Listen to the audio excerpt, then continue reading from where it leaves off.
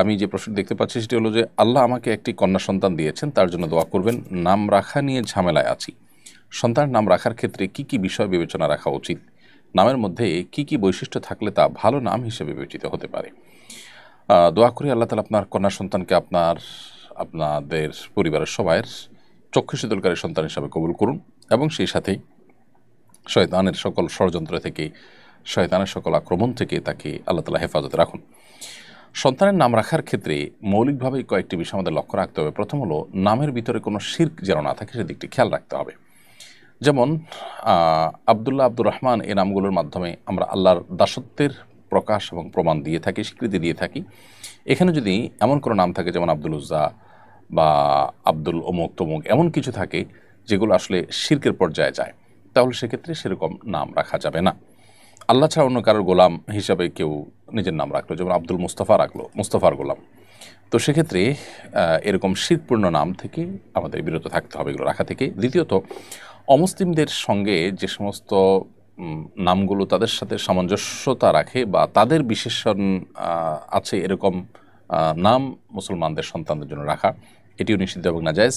এবং সেই সাথে যে নামের অর্থ মন্দ, সেটার অর্থের মধ্যে খারাপ কিছু আছে সেটা। আর 4 নম্বর হলো, যেই নামের মধ্যে অহমিকা প্রকাশ পায় এরকম কিছু বা নিজের বড়ত্ব এবং পবিত্রতাকে প্রকাশ করবার জন্য নাম ধারণ করা, সেগুলো মূলত নিষিদ্ধ। এই মৌলিক বিষয়গুলোকে মাথায় রেখে যদি আমরা নামকরণ করি ইনশাআল্লাহ ঠিক আছে।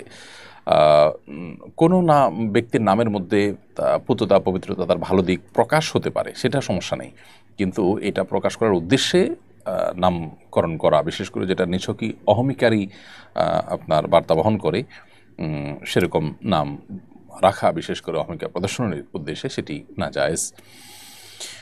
আর নাম রাখার ক্ষেত্রে আমাদের কয়েকটি স্তর আছে। সবচেয়ে ভালো নাম রাখা হবে তখন যদি আমরা আবদুল্লাহ, আব্দুর রহমান রাখি। নবী সাল্লাল্লাহু আলাইহি ওয়াসাল্লাম পরিষ্কারভাবে হাদিসে বলেছেন আবদুল্লাহ, আব্দুর রহমান হলো সবচেয়ে উত্তম নাম।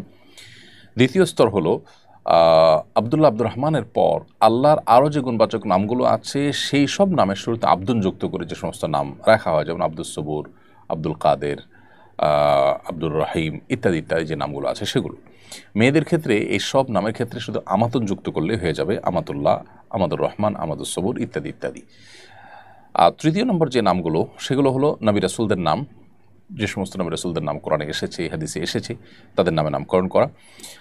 মেয়েদের ক্ষেত্রে মেয়েদের নবী রাসূলদের পরিবারের কারোর নাম থাকলে সেগুলো আমরা অনুকরণ করতে পারি, ঈমানদার তাদের পরিবার, বংশধরদের, সহচরদের।